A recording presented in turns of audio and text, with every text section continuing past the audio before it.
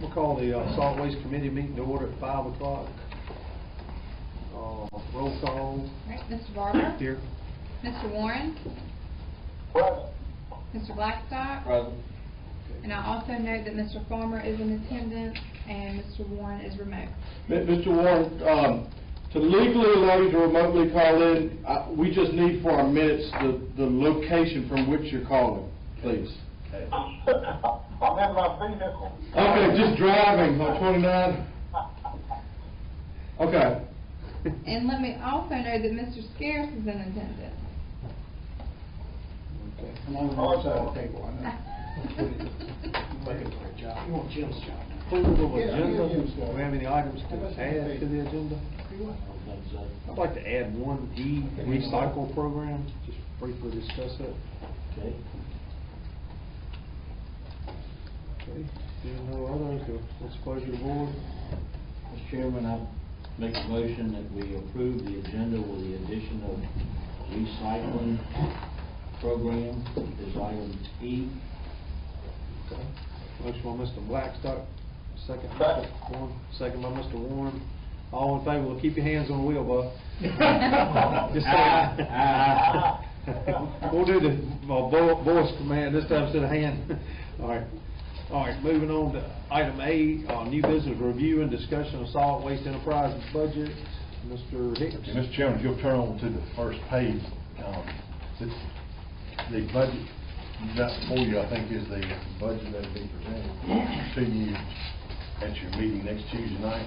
It's a total solid waste budget of $4,073,940. And if you look at it, most of the funds come from the new solid waste fee. We have $1,162,714. Then you've got about $882,000 that we collect off the scales and some other fees and associates. So you're looking at about, as I said, $4,073,940. I think you ordered this on the agenda to discuss among the members.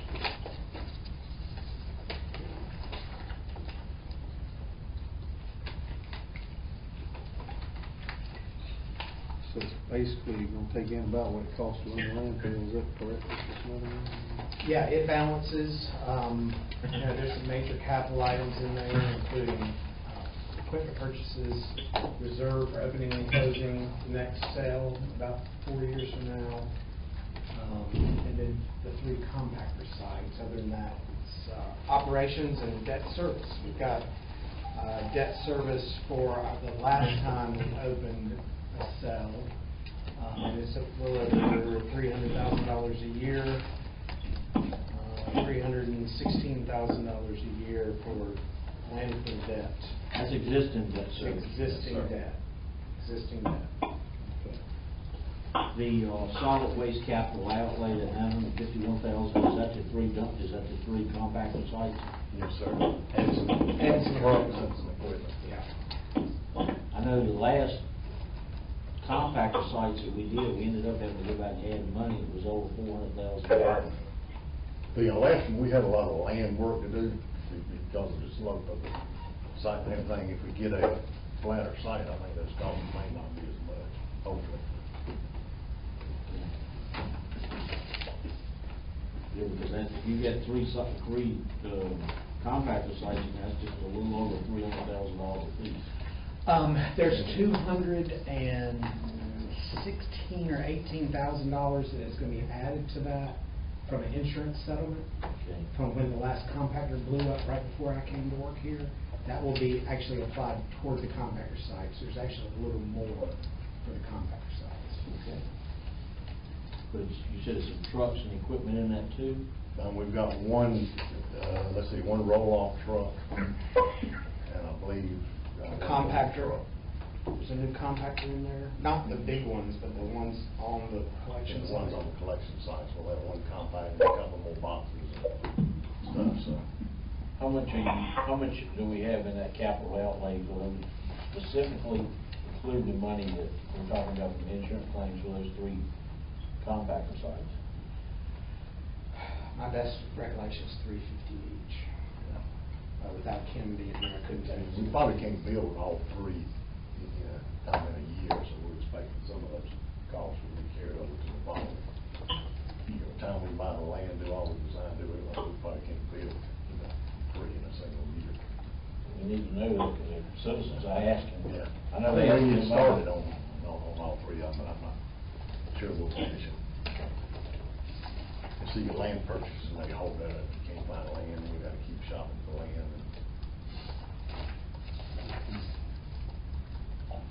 Okay. Is this gonna be the motion to send to the board for the solid waste adoption of always fee in this first item, or is it? I don't know that we need a motion. Okay. It's on your agenda Tuesday to adopt I got you. this budget. Okay. All right, the concern I got, you're going along with this, but that site that come up on there a minute ago, 622, needs some improvement. And I mean, I supported Mr. Blackstock on this, but people hounding me that thing. We closed Stony Mill, we closed the one on the lower end of 622, and they're all going to that, and that thing is overrun with trash. I mean, there's no doubt about it. I didn't take pictures, but you want to see it. And so we're gonna cover that in our item C. Okay, just want to make sure. Yeah. We got that. I got some pictures. All right, Mr. Warren, do you have any questions on item A? No, sir. Okay. Is that all, Mr. Blackstock? All right. Move on to item B, review of proposal for solid waste software billing modification. Okay, this item is just for the actual modifications that we gotta do our existing software and start billing for the solid waste fee. And this is our current, vendor that we use for the software, and his estimate is $12,800 for the conversions that need to be completed. And Mr. Chairman, we asked Shirley and Vincent to come in case you had any questions about software changes or any of the process issues around the collection of the fee. Okay. Either one of y'all got any input, or you got any questions, Mr. Blackstock or Mr. Warren, or Ms. Hammock or Mr. I'd like to hear from Mr. Shore and Ms. Hammock, if they have any concerns or input. Are we comfortable? I guess my first question is, we've had problems with the software company before. Are we comfortable they're going to be able to make these changes between now and these bills would go out with a fall bill?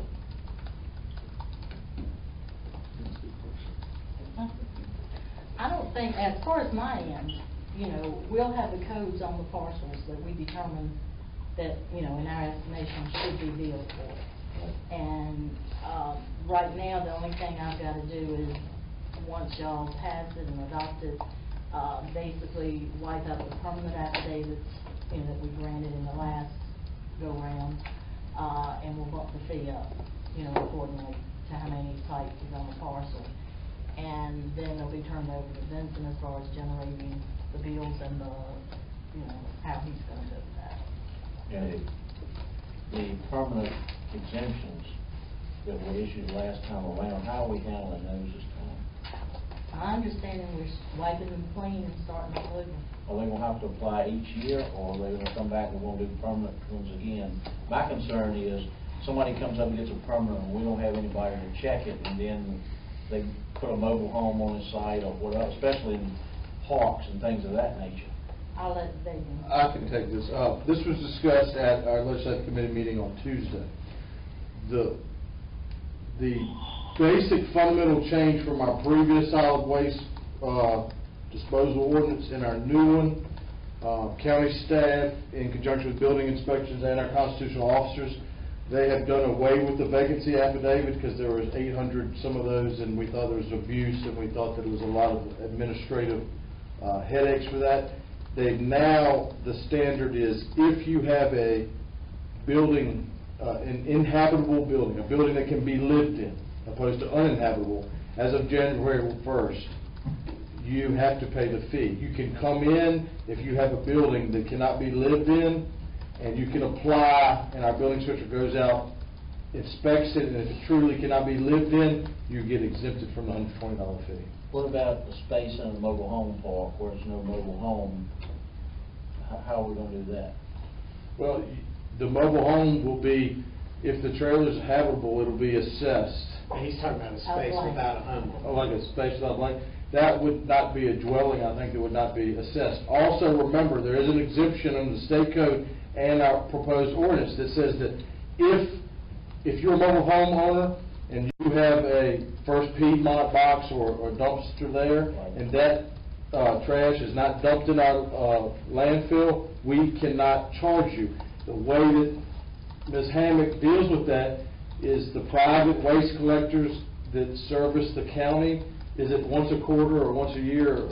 Once a year, they submit a list of all private individuals they pick up from, that the trash is not dumped in our landfill, and we exempt those people from the solid waste fee because state code requires. And my plan. But if it is carried, if it's dumped in a private dumpster, and brought to the landfill, then they have to pay. Correct. So that's how we keep, the towns are having to continue to pay. Correct. And the theory is, you're filling our landfill up, so therefore you should pay. And just. Mr. Chairman, I'm sorry. Okay, I got one more. All right, hold on one second. I'll give, I know Ben has a town, I have a Sure. town, and Bob, Mr. Warren has a town. But when people pay in town, they're paying for the Curbside pickup. Curbside pickup. Right. When they pay us, they paying for the trash to go to the landfill. Correct. All right, Mr. Warren. Yeah, the only thing I wanted to add to that is,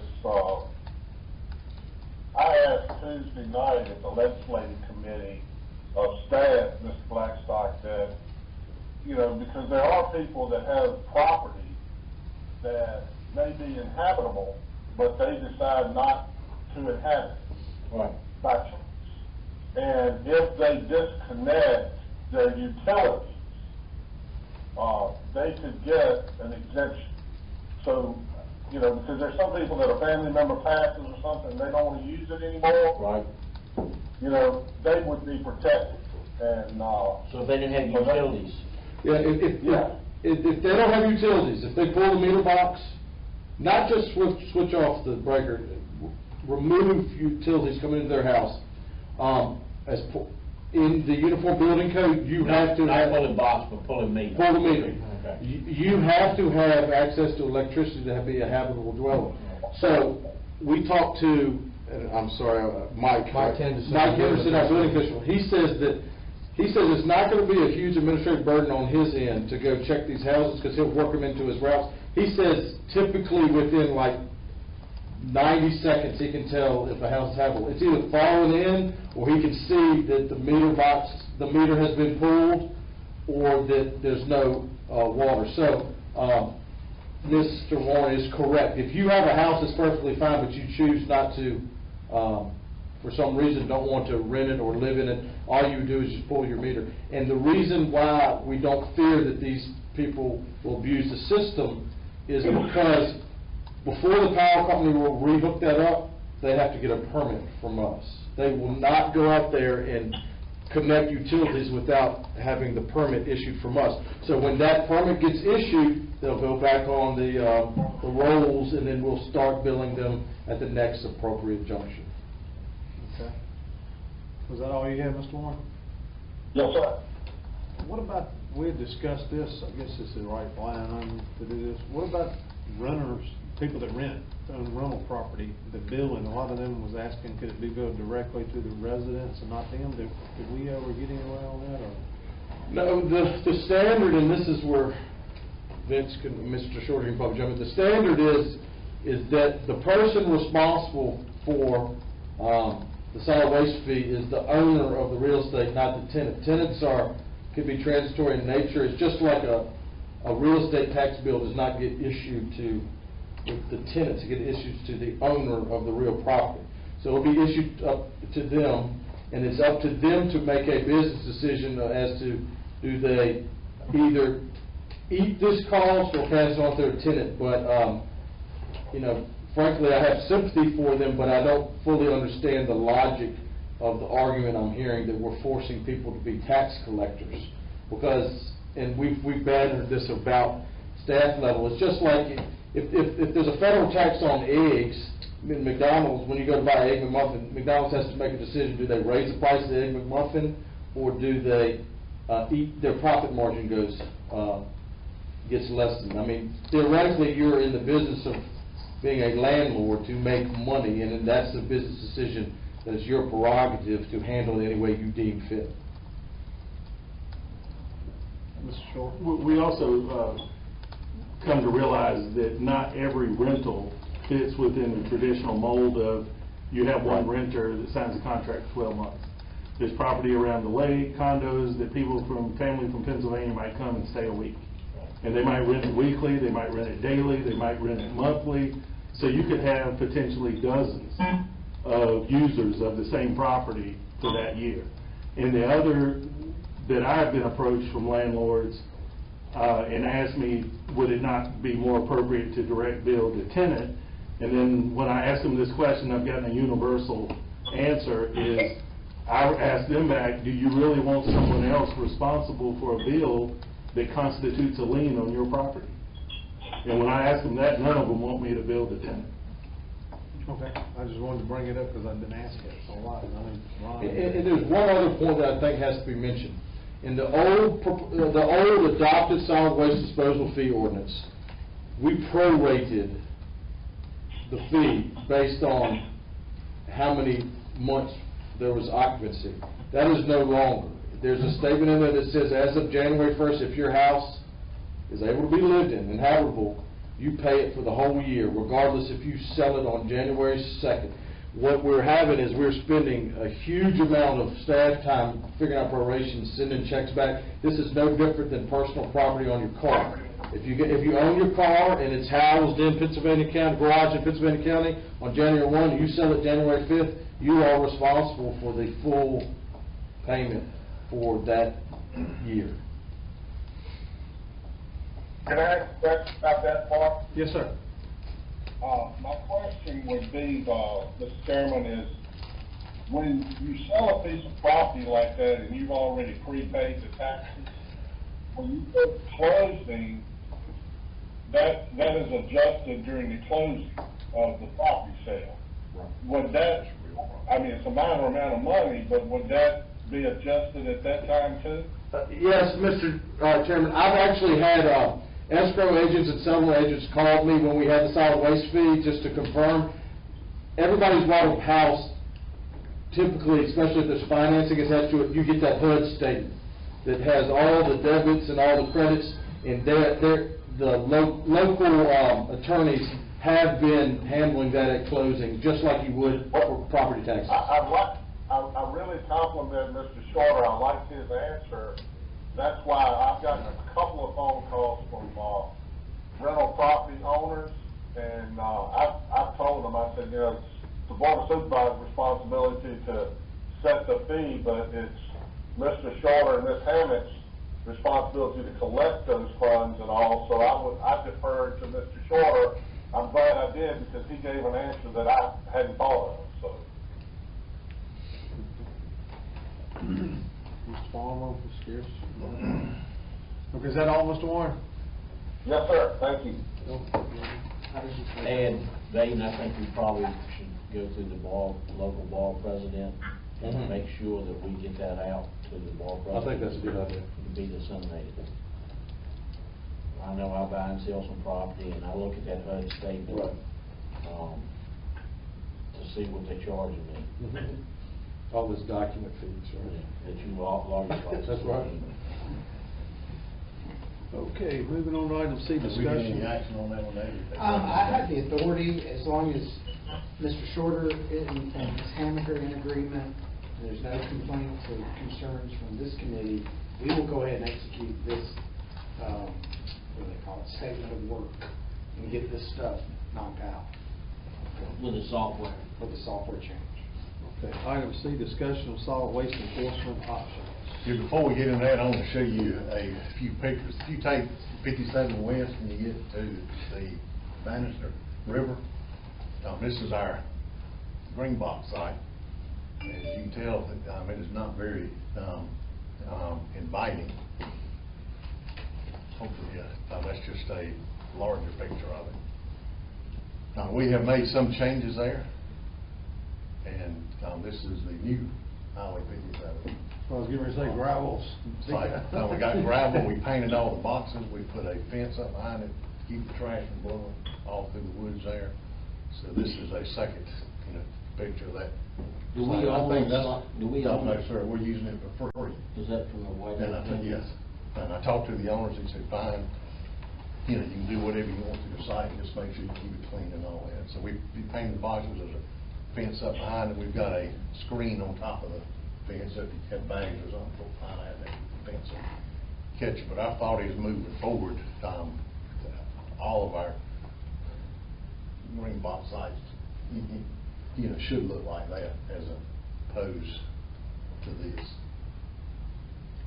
And I think we had about $3,500 all total in that. Yeah, our- cost and everything. But I think that looks a whole lot better than what we had. What he really ought to say is our guys did that work. Yeah. Which was really great. Saved a lot of money, and they did a good job. It looks really good. Mr. Warren, I'll help you. It looked terrible, now it looks great. Okay, I'm gonna show you what our typical Monday morning looks like. That's one of our compactor sites.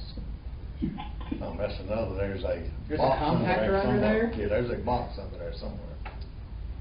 Which side is that?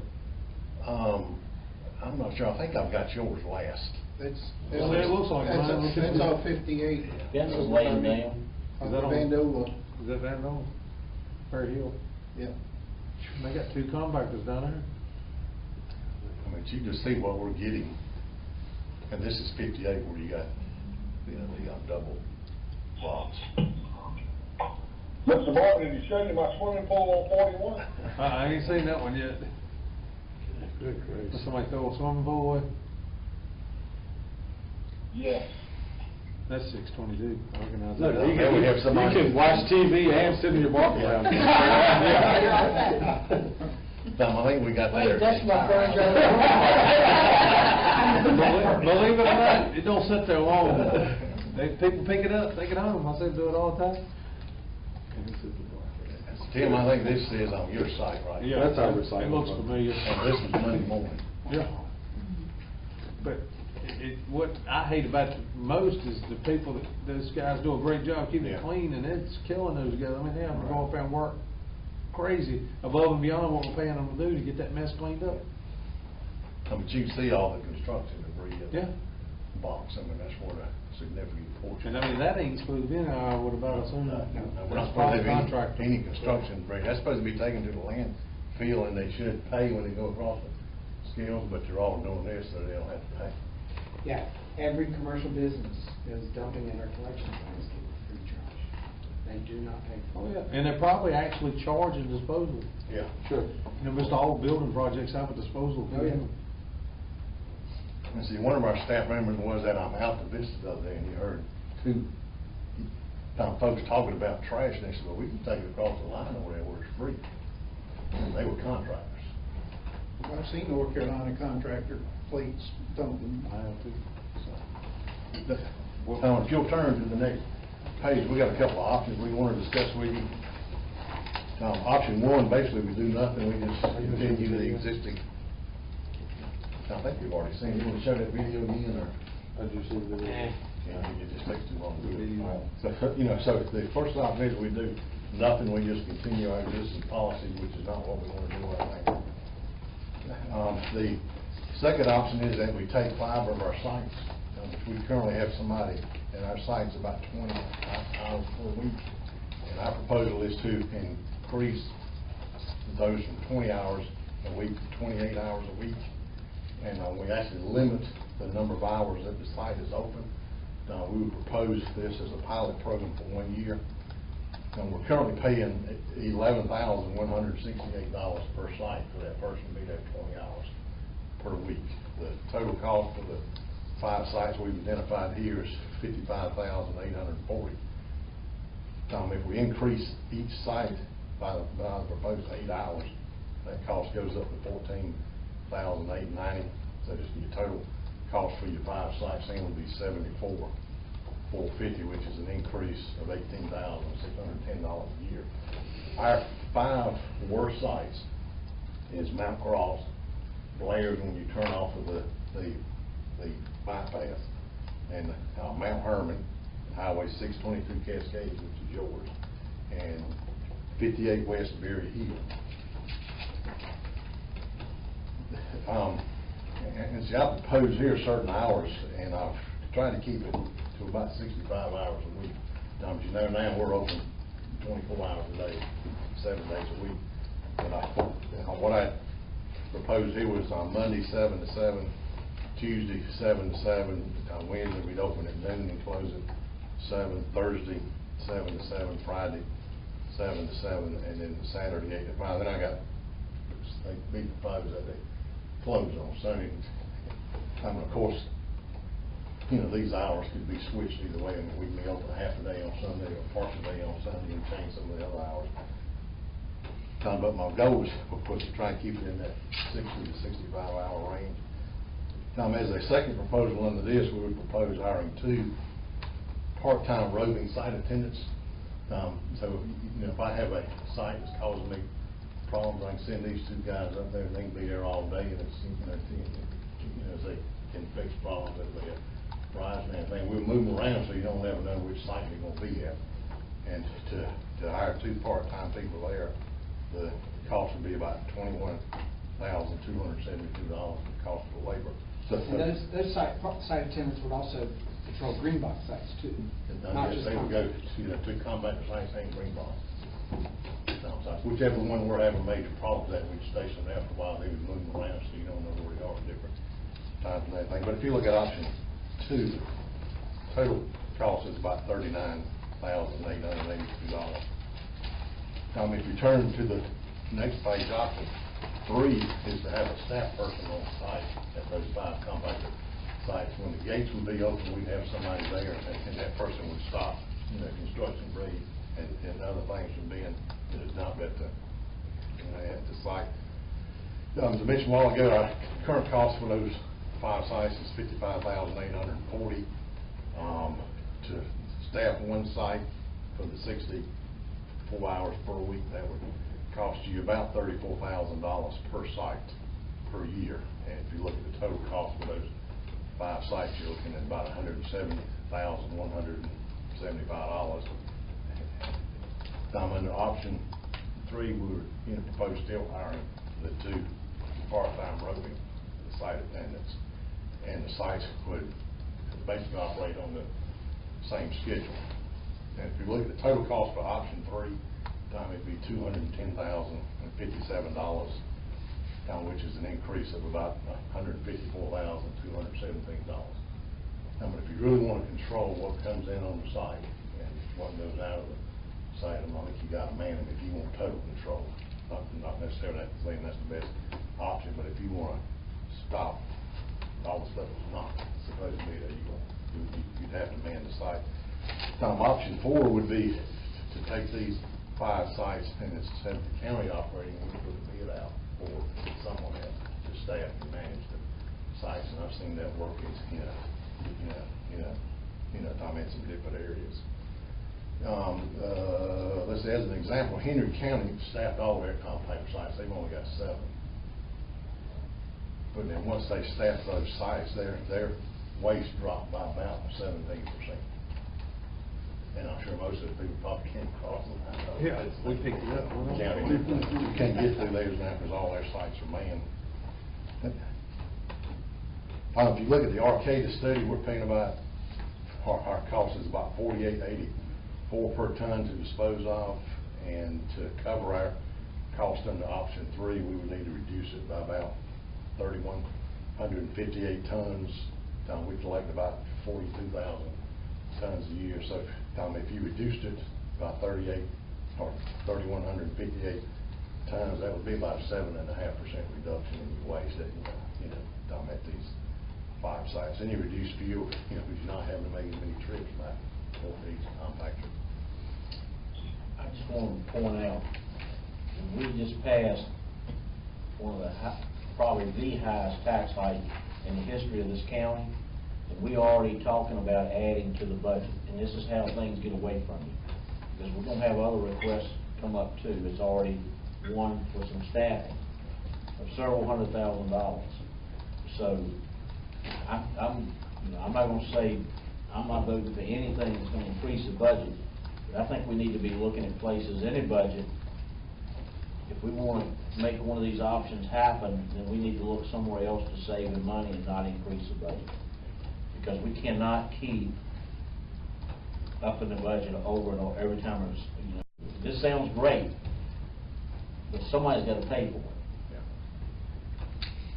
And we're trying to give you options. I know, I understand, I'm saying that as a general statement. Yeah. Oh, yeah, I understand that. Now, if you turn to the final page, we do have some other options we're looking at. First option there is increase the capacity and size of the compound sites for square feet, and that's maybe where you talk about the Gallon site, there.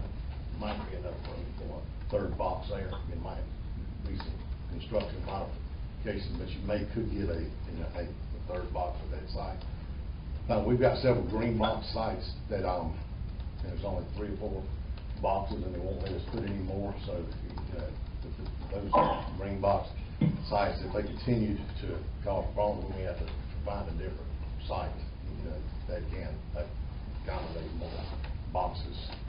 We talked about maybe at some of the green box sites, maybe on placing one of the large open boxes there for the couches and chairs and stuff if we got enough room. We talked about fencing some of the green box sites if we're going to have restricted hours at the compactor sites. We may want to have restricted hours at some of the green box sites. We definitely need to improve the signage at all locations. Just about all of our signs are beat up together. You really don't know what you're supposed to do if you need to the area. That will give you a good explanation. We have one camera right now at the Brosnan site. As you can see, we can see stuff, but we can't get it close enough. But we've got a camera that would cost us about $1,100. That would be some of the size. Hey, you could read your license plate and stuff to gather that information.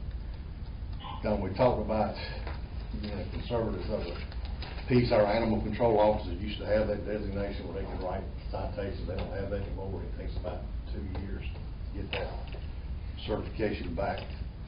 We've currently got cardboard at one site, and we talked about expanding to additional sites if you don't take up landfill space with cardboard. So we could look at possibly expanding to some of the other sites. We've talked about establishing a pilot program for other recyclables. I think we collect newspaper at just about all the sites now. We don't, like I say, we don't collect cardboards and cans and glass and all the other stuff in my compactor sites. And of course, we also need to teach our public that as to what can be placed at the sites and what can't be placed at the sites, and when you should go to the landfill instead of the compactor sites. And we talk about posting in the tax billings, maybe when those go out, we can stick a card in there, something maybe posting on our website and the county Facebook page and everything. Maybe the site attendants, they can pass out stuff when people come to the compactor sites. And then of course the last one there is to have a more aggressive enforcement issue, citations and fines. And if we catch somebody doing something, we'll have the sheriff visit and basically say, you've been caught, we're going to give you a warning this time, we catch you again. There'll be more dire consequences and everything. Those sort of some of the things we're looking at. But as you can see, we got a significant problem just about all the sites every Monday morning. Well, I think it's good ideas, and I'm kind of with Elton on some of this. Some of the ideas I was thinking, you got them on this last page. This signage, I mean, we definitely need to put them clear. You can get aluminum signs made, and we can put them on there of what's allowed, what's not. No contractors, such and such. That's a great idea. And I've been getting a lot of people that's asking me about recycling. Could you check on that and let us know, because that'll reduce our landfill, cost and capacity. I mean, we've looked at this before, but that was years ago. Maybe the price is up now. That we could you get that report back to us? And then go ahead. While you're on recycling, I know that Bedford County, had a recycling program for glass and cardboard and the whole works. And they had a metal building that we furnished inmates out of the jails at Manila and Bedford. We took them over there every day with a bag lunch, and the inmates separated that stuff when it come in, because people have a tendency to put the wrong stuff in the wrong box. But they had a recycling program as to where those boxes were brought in to that metal building, and those inmates worked over there 8 hours a day separating the garbage, the recyclables. And that's a lot of the cost. I would like to see us check with Bedford County and see, they're a very conservative county. Let's see if that, one of the things that has come up over the 6 years I've been on this board, or whatever it is, every time I ask about recycling, well, we can't afford it, we can't afford it. I don't think we can afford not to do it. And we need to, it ends up in the landfill, and we need to be good stewards of the environment. We have people all the time appear before us about poultry farms and uranium and everything else, and we're filling our landfill up with things that can be recycled. And we've got a jail that's overrun with inmates over there, and it doesn't take, you have a captive audience with the inmates being able to separate, and that's good, it's easy working. It's not like they're wandering around. I'd like to see us take a look at what Bedford does. I mean, they certainly could give you some cost estimates and to see if we could implement something like that. And see, cardboard, we got enough spare boxes, we can probably make boxes. Well, I'm not just talking about cardboard. I'm talking about glass and plastics. I mean, look how many people use bottled water now. I never dreamed that people would buy water. I don't want to go into that. But look how many bottles. Just go into any supermarket, and the first thing you see is stacks of bottled water. All those bottles going in the landfill. And see, still one of our biggest problems is we have contractors that are getting by without paying any tipping fee. Sure. We're paying extra fuel, we're paying extra time, having to come back empty boxes on more frequent. Anybody that watches a compactor site or dumpster site sees them backed up to it. You pass by there and wait a few minutes, somebody's backing up dumping. And see, I think a good portion of our problem is the dark. So it gets dark at night. They'll start backing up and throwing stuff out. Well, what I'm So thinking. we close the gates, I think that'll help. What I'm thinking as a committee, if we could just key in on a few items that we want to do, the recycle program, get that process started, install the signage at the sites, because that's inexpensive, and I mean, I don't even remember seeing them myself. If they're there, they're not obvious, because I don't even pay attention to them myself. Just say what's allowed, what's not allowed, no contractors and things of that sort. And I like what he said about get the cameras. I know that's $1,100, but at the 6 problem sites, if we could just get them at them sites, because that'll pay for itself in no time. There's no doubt about it. Because he knows this from being a contractor, that most of those contractors that I see, they got a name splattered right outside the truck. I mean, you can actually see a contractor inside. You know they're not supposed to be there. Then you could get Mike Taylor or whatever to say, hey, you're dumping illegal in Pittsylvania County. Because that's where a lot of the Phillip is coming from. Because I mean, those guys back up and they can get half the thing full in one load. Can that be enforced with just a video though? Well, we'd have to work with the sheriff and the Commonwealth's attorney to fine tune our. Well, they won't. I expect a loader would probably do it. Say, would know you're doing it. And I had a conversation with the Halifax County manager, and he said a letter and or a visit from the sheriff has solved 85% of the problem. Yeah. The key is getting cameras that have enough definition to pick it up. Right. And then and in placement. The other one I got, and I know I've been working with Mr. Hicks on this, and I know this is maybe a personal one, about adding another roll-off box at 622. Is that wall big enough to add a third one? I think we would probably have to Extend the wall, which that's a minimal cost, but if we had 3 of those boxes, it'll leave my problem a lot up there, because they're filling them up, and in like 1 or 2 days, they're full, and then they're going to the ground. That's what you see. We already have a wall. I think they extend that wall just a little bit. They can put a third box, and that I think that'll take care of a lot of that. And then the camera system, because that site, like I say, is handling 3 sites in one site now. When you put more boxes, they just fill the hose up. Yeah, but you do a roll-off, It's- and, you know, that'll help, that gives you a whole nother roll-off to field. I mean, instead of throwing on the ground, at least they can fill a third one and save them. Now, I know the other people will sell no time, because they won't have to go out there, and we're paying people, was it $12 out to clean it up? And, all right, now, that's the four things I had. Is there anything, Mr. Warren, that you want to suggest in what we're putting together here? Well, As a beginning? I would say that I agree with you and Elton that we should be doing more to do proper research on the recycling, and, you know, I definitely think we need to get the signs correct. I have a little concerns about if we target the 5 sites as a test program. For example, my site on Mount Hermon, I think the people that are abusing that will just drive up the road to 41 to Dry Fork, and that becomes a problem site. So when we do the cameras, I would have a question to see if staff could look into, I know that there are cameras that look just like cameras but are not cameras. I think we ought to think about putting them up in more places, the dummy cameras, and not tell people where the live ones are. Right. And then once they start getting letters, the word's gonna get around, and they won't really know whether it's live or not. It's just something to think about. As cheap as cameras have gotten now, because the cost of cameras have come way down.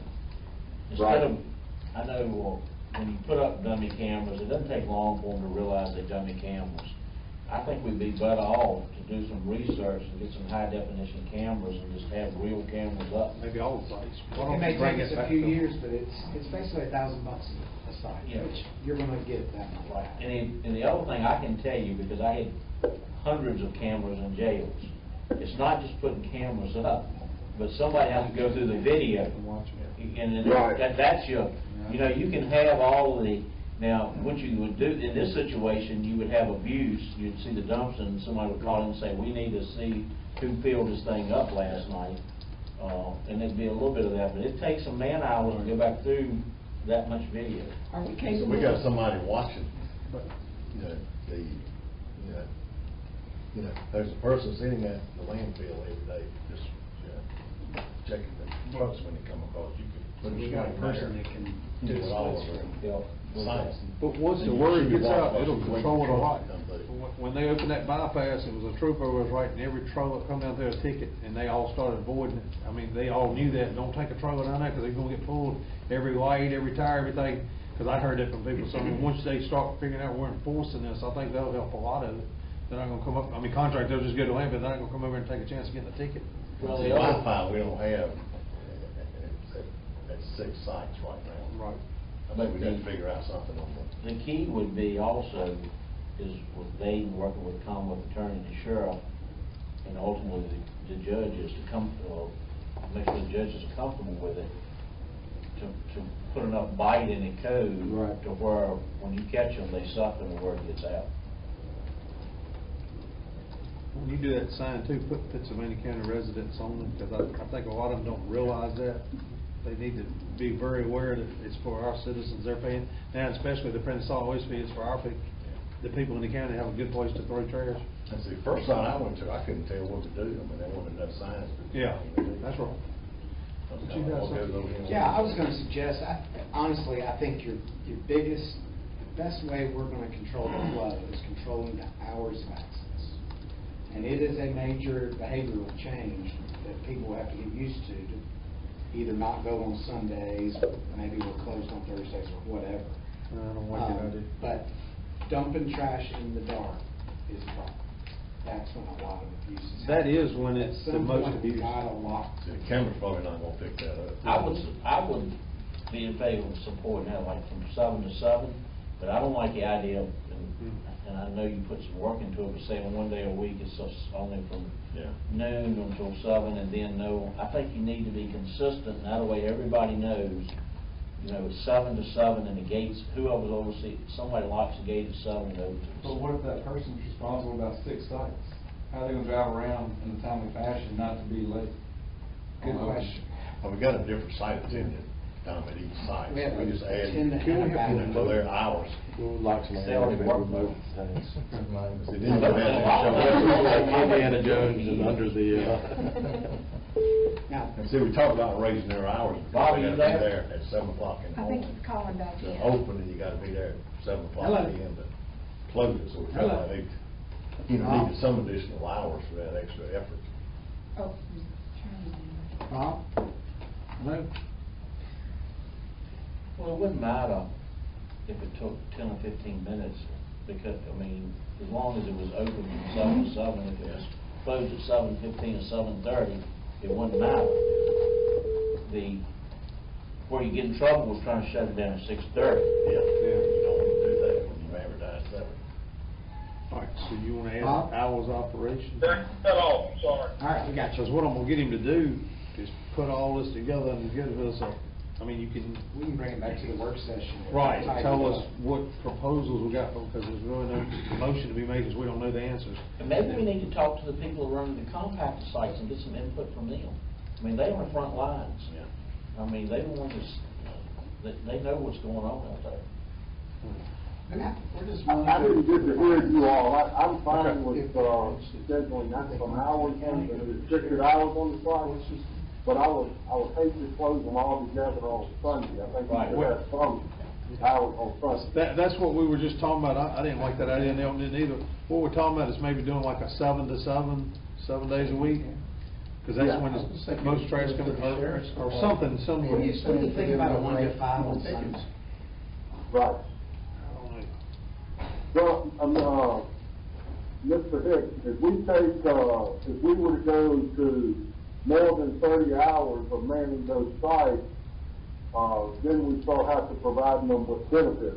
That's correct? Yes, sir, that's why we were trying to keep it under 30 hours per site. So we need to think about that, because that would be, a pretty significant increase if you start providing benefits to that many different people. But I mean, Just food for thought. Maybe we gotta hire 2 part-time. You can hire more Well, that's what I was people getting ready to say, on just board. hire somebody else and get around that. Yeah. And see, these fires, they're fairly close, and you might could have one person that could open and shut off the gates. What we got, Mr. Warren, what we're gonna direct Mr. Smith and Mr. Hicks do is the proposal recycling program, install signs at the site, cameras at the problem sites, and possibly, he's gonna look at, as if Mr. Blackstock said, expand that, maybe all over the sites.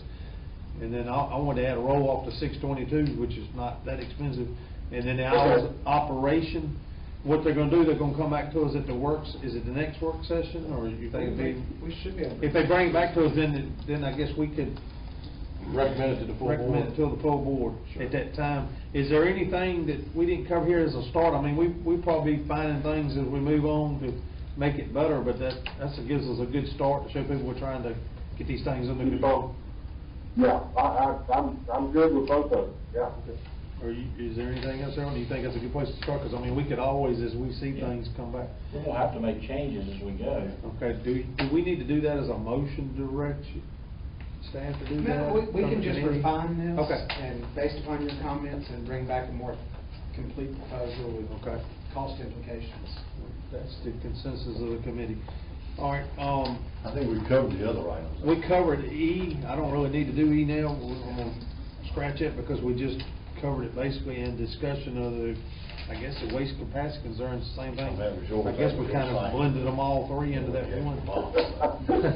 But, is there anything else that the board thinks we need to discuss on, Mr. Scares? I just had a question. How, as far as citations and fines, do we have anything set up for that right now? What is the current cost, and where does the money go? Say that someone gets fined, does it come to the county? Does it go to Right. say the sheriff's department? Maybe that would be an incentive for the sheriff's department to spend a little more time at the dumpster sites.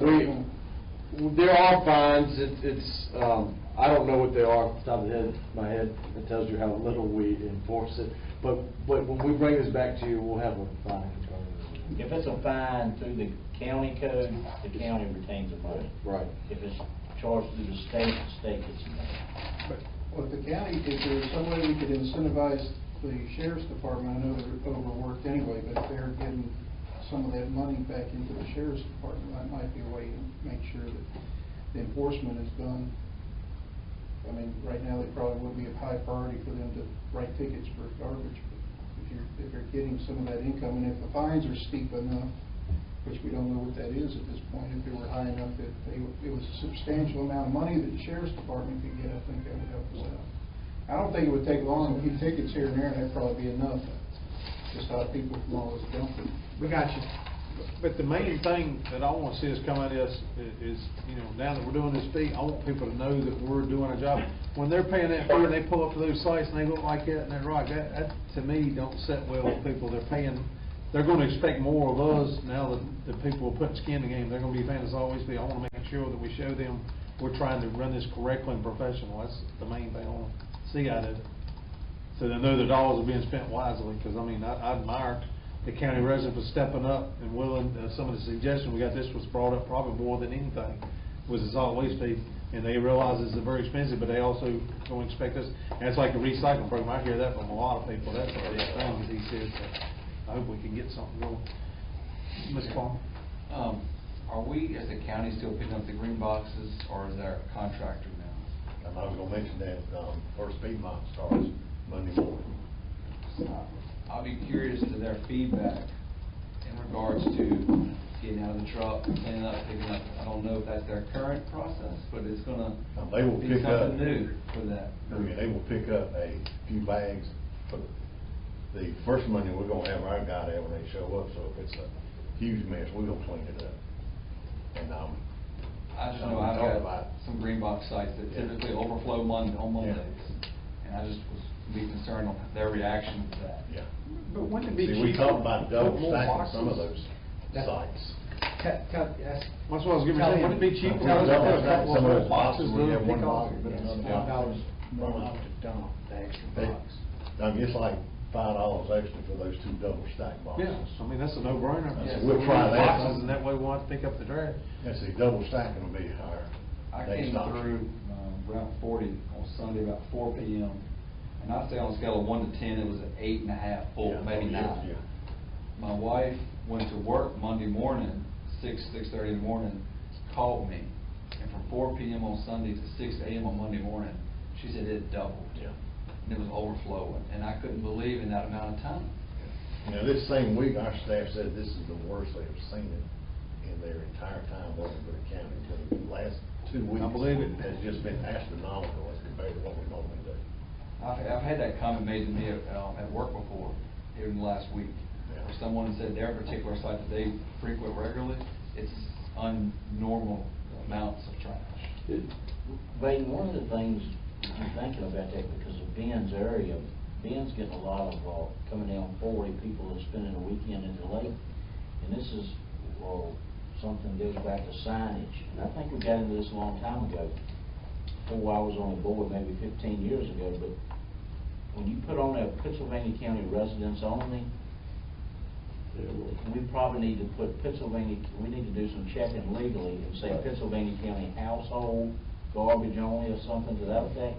Because let's say that you go up 626 and it's in your issue, but you got a lot of people that go up there for the weekend, and I know because I used to own a place up there, most of those people around me were from North Carolina. Right. But they owned those places in there, and when they left, they stopped up there on 626 and threw their trash out. And so back then, we were going by county stickers. And that posed a problem because that garbage was generated in the county. And I remember one of the judges saying, that's when I worked for the sheriff's office, said, well, what do you expect them to do with their trash? And we were going, I think, by county stickers then. So it may, we may not need to say county residents. Yeah, we'll work with it to make sure they're, yeah. But if they have houses, they're a resident, they're going to be paying the fee.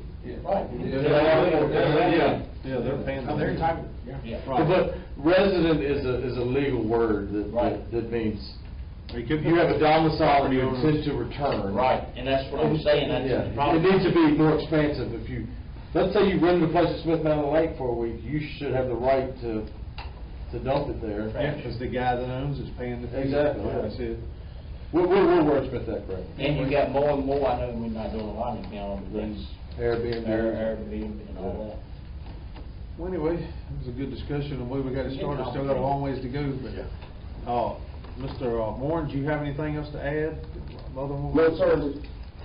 No, sir, Mr. Chairman. Okay, Mr. Blackstock, I don't have anything. I want to thank Mr. Hicks and Mr. Smithman for helping get this together. I know Mr. Hicks has been working on it hard, and I think we got a direction to go anyway now. And, I guess that's it. I'll hear a motion to adjourn. So moved. Mr. Blackstock. Second. Second by Mr. Warren. That concludes the Solid Waste Committee.